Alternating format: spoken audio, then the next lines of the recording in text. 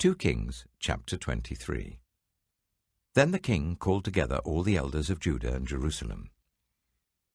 He went up to the temple of the Lord with the people of Judah, the inhabitants of Jerusalem, the priests and the prophets, all the people from the least to the greatest. He read in their hearing all the words of the book of the covenant, which had been found in the temple of the Lord. The king stood by the pillar and renewed the covenant in the presence of the Lord, to follow the Lord and keep his commands, statutes, and decrees with all his heart and all his soul, thus confirming the words of the covenant written in this book. Then all the people pledged themselves to the covenant. The king ordered Hilkiah the high priest, the priests next in rank, and the doorkeepers to remove from the temple of the Lord all the articles made for Baal and Asherah and all the starry hosts. He burned them outside Jerusalem in the fields of the Kidron Valley and took the ashes to Bethel. He did away with the idolatrous priests appointed by the kings of Judah to burn incense on the high places of the towns of Judah and on those around Jerusalem, those who burned incense to Baal, to the sun and moon, to the constellations, and to all the starry hosts. He took the Asherah pole from the temple of the Lord to the Kidron Valley outside Jerusalem and burned it there. He ground it to powder and scattered the dust over the graves of the common people. He also tore down the quarters of the male shrine prostitutes that were in the temple of the Lord, the quarters where women did weaving for Asherah. Josiah brought all the priests from the towns of Judah and desecrated the high places, from Geba to Beersheba, where the priests had burned incense. He broke down the gateway at the entrance of the gate of Joshua, the city governor, which was on the left of the city gate. Although the priests of the high places did not serve at the altar of the Lord in Jerusalem, they ate unleavened bread with their fellow priests. He desecrated Topheth, which was in the valley of Ben Hinnom, so no one could use it to sacrifice their son or daughter in the fire to Molech. He removed from the entrance to the temple of the Lord the horses that the kings of Judah had dedicated to the sun. They were in the court near the room of an official named Nathan-Melech. Josiah then burned the chariots dedicated to the sun. He pulled down the altars the kings of Judah had erected on the roof near the upper room of Ahaz, and the altars Manasseh had built in the 2 courts of the temple of the Lord.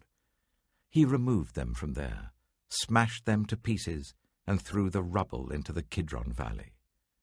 The king also desecrated the high places that were east of Jerusalem on the south of the hill of corruption, the ones Solomon, king of Israel, had built for Ashtoreth, the vile goddess of the Sidonians, for Chemosh, the vile god of Moab, and for Molech, the detestable god of the people of Ammon.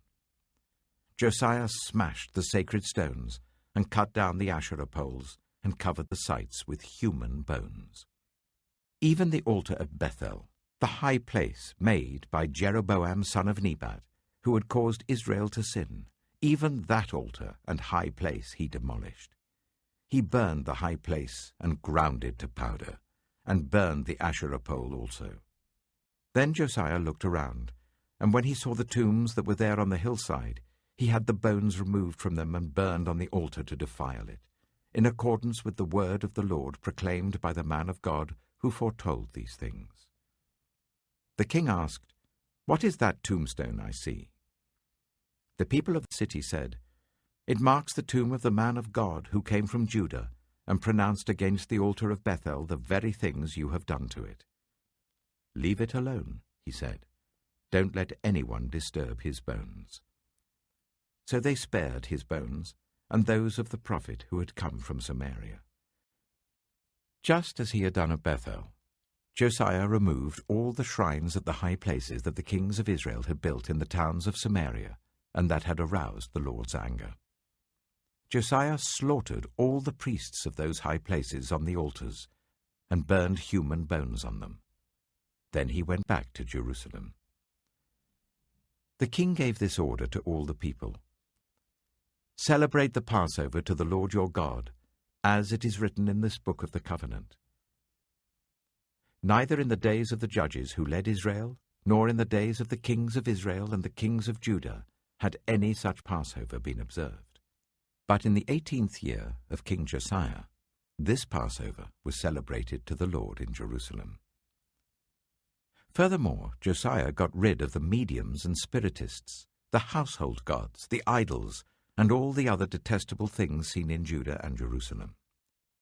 This he did to fulfill the requirements of the law written in the book that Hilkiah the priest had discovered in the temple of the Lord. Neither before nor after Josiah was there a king like him, who turned to the Lord as he did, with all his heart, and with all his soul, and with all his strength, in accordance with all the law of Moses. Nevertheless, the Lord did not turn away from the heat of his fierce anger, which burned against Judah because of all that Manasseh had done to arouse his anger. So the Lord said, I will remove Judah also from my presence, as I removed Israel, and I will reject Jerusalem, the city I chose, and this temple about which I said, my name shall be there. As for the other events of Josiah's reign and all he did, are they not written in the book of the annals of the kings of Judah? While Josiah was king, Pharaoh Necho, king of Egypt, went up to the river Euphrates to help the king of Assyria. King Josiah marched out to meet him in battle, but Necho faced him and killed him at Megiddo. Josiah's servants brought his body in a chariot from Megiddo to Jerusalem and buried him in his own tomb. And the people of the land took Jehoahaz, son of Josiah, and anointed him and made him king in place of his father. Jehoahaz was 23 years old when he became king, and he reigned in Jerusalem for 3 months. His mother's name was Hamutal, daughter of Jeremiah. She was from Libnah. He did evil in the eyes of the Lord, just as his predecessors had done. Pharaoh Necho put him in chains at Riblah, in the land of Hamath, so that he might not reign in Jerusalem. And he imposed on Judah a levy of 100 talents of silver and a talent of gold. Pharaoh Necho made Eliakim, son of Josiah, king in place of his father Josiah, and changed Eliakim's name to Jehoiakim. But he took Jehoahaz and carried him off to Egypt, and there he died. Jehoiakim paid Pharaoh Necho the silver and gold he demanded. In order to do so, he taxed the land and exacted the silver and gold from the people of the land according to their assessments. Jehoiakim was 25 years old when he became king, and he reigned in Jerusalem for 11 years. His mother's name was Zebidah, daughter of Pedaiah. She was from Rumah. And he did evil in the eyes of the Lord, just as his predecessors had done. 2 Kings chapter 24. During Jehoiakim's reign, Nebuchadnezzar, king of Babylon, invaded the land, and Jehoiakim became his vassal for 3 years. But then he turned against Nebuchadnezzar and rebelled. The Lord sent Babylonian, Aramean, Moabite, and Ammonite raiders against him to destroy Judah, in accordance with the word of the Lord proclaimed by his servants the prophets. Surely these things happened to Judah according to the Lord's command, in order to remove them from his presence, because of the sins of Manasseh and all he had done, including the shedding of innocent blood. For he had filled Jerusalem with innocent blood, and the Lord was not willing to forgive. As for the other events of Jehoiakim's reign, and all he did, are they not written in the book of the annals of the kings of Judah? Jehoiakim rested with his ancestors, and Jehoiakim, his son, succeeded him as king. The king of Egypt did not march out from his own country again, because the king of Babylon had taken all his territory, from the Wadi of Egypt to the river Euphrates. Jehoiakim was 18 years old when he became king, and he reigned in Jerusalem for 3 months. His mother's name was Nehushta, daughter of Elnathan. She was from Jerusalem. He did evil in the eyes of the Lord, just as his father had done. At that time, the officers of Nebuchadnezzar, king of Babylon, advanced on Jerusalem and laid siege to it. And Nebuchadnezzar himself came up to the city while his officers were besieging it. Jehoiakim, king of Judah, his mother, his attendants, his nobles, and his officials all surrendered to him. In the 8th year of the reign of the king of Babylon, he took Jehoiakim prisoner. As the Lord had declared, Nebuchadnezzar removed the treasures from the temple of the Lord and from the royal palace, and cut up the gold articles that Solomon king of Israel had made for the temple of the Lord.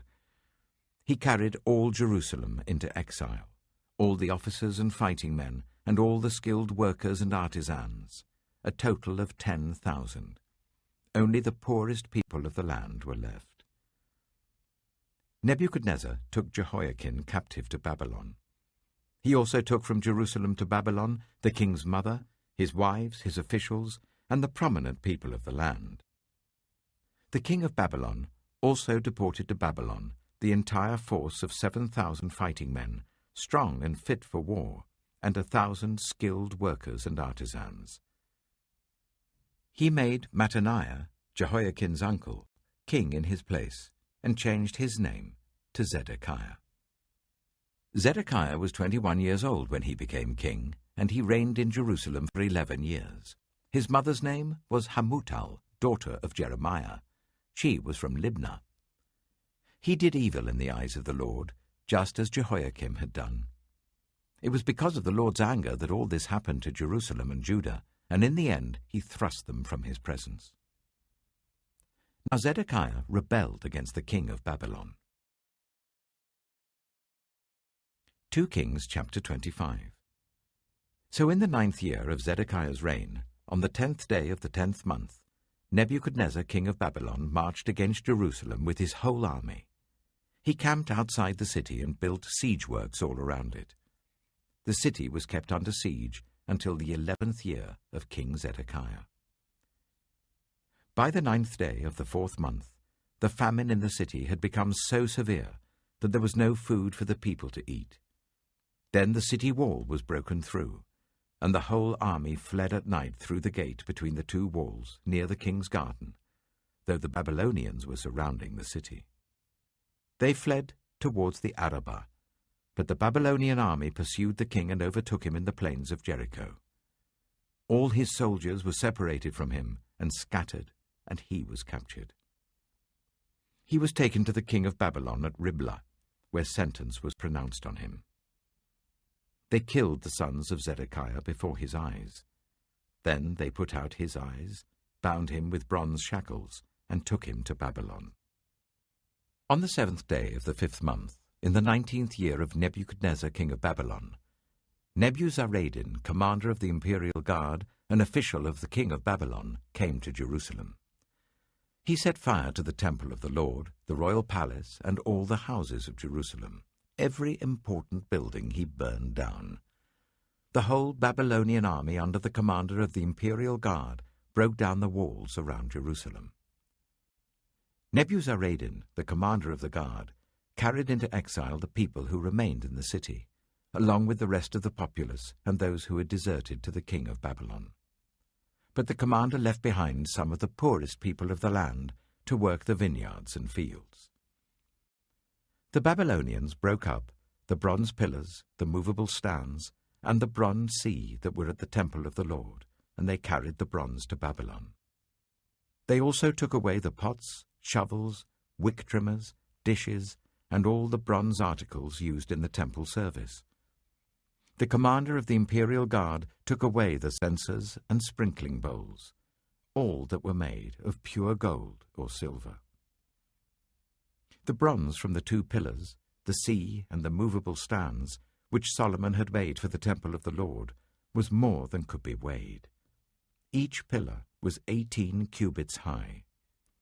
The bronze capital, on top of one pillar, was 3 cubits high, and was decorated with a network and pomegranates of bronze all round.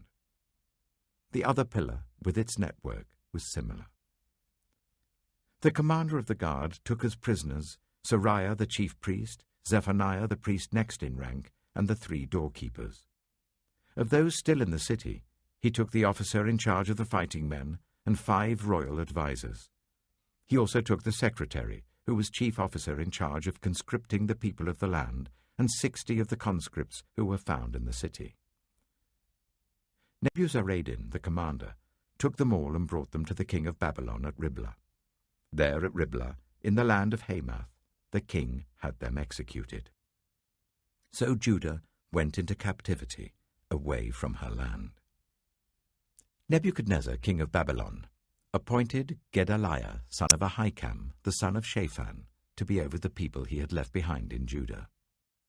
When all the army officers and their men heard that the king of Babylon had appointed Gedaliah as governor, they came to Gedaliah at Mizpah. Ishmael, son of Nethaniah, Johanan, son of Kareah, Seraiah, son of Tanhumeth the Netophathite, Jaazaniah, the son of the Maacathite, and their men. Gedaliah took an oath to reassure them and their men. "Do not be afraid of the Babylonian officials," he said. "Settle down in the land and serve the king of Babylon, and it will go well with you." In the 7th month, however, Ishmael, son of Nethaniah, the son of Elishama, who was of royal blood, came with 10 men and assassinated Gedaliah, and also the men of Judah and the Babylonians who were with him at Mizpah. At this, all the people from the least to the greatest, together with the army officers, fled to Egypt for fear of the Babylonians. In the 37th year of the exile of Jehoiakim, king of Judah, in the year Awal-Marduk became king of Babylon, he released Jehoiakim, king of Judah, from prison. He did this on the 27th day of the 12th month.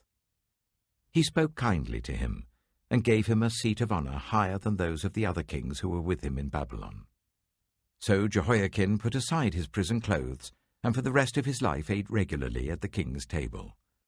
Day by day, the king gave Jehoiakim a regular allowance as long as he lived. Acts chapter 6.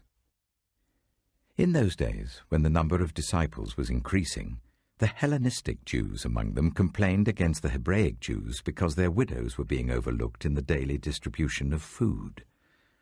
So the 12 gathered all the disciples together and said, "It would not be right for us to neglect the ministry of the Word of God in order to wait on tables. Brothers and sisters, choose 7 men from among you who are known to be full of the Spirit and wisdom. We will turn this responsibility over to them, and will give our attention to prayer and the ministry of the Word." This proposal pleased the whole group. They chose Stephen, a man full of faith and of the Holy Spirit, also Philip, Prochorus, Nicanor, Timon, Parmenas, and Nicholas from Antioch, a convert to Judaism. They presented these men to the apostles, who prayed and laid their hands on them. So the word of God spread. The number of disciples in Jerusalem increased rapidly, and a large number of priests became obedient to the faith. Now Stephen, a man full of God's grace and power, performed great wonders and signs among the people. Opposition arose, however, from members of the synagogue of the freedmen, as it was called, Jews of Cyrene and Alexandria, as well as the provinces of Cilicia and Asia, who began to argue with Stephen. But they could not stand up against the wisdom the Spirit gave him as he spoke. Then they secretly persuaded some men to say, "We have heard Stephen speak blasphemous words against Moses and against God." So they stirred up the people and the elders and the teachers of the law. They seized Stephen and brought him before the Sanhedrin. They produced false witnesses who testified, "This fellow never stops speaking against this holy place and against the law, for we have heard him say that this Jesus of Nazareth will destroy this place and change the customs Moses handed down to us." All who were sitting in the Sanhedrin looked intently at Stephen, and they saw that his face was like the face of an angel.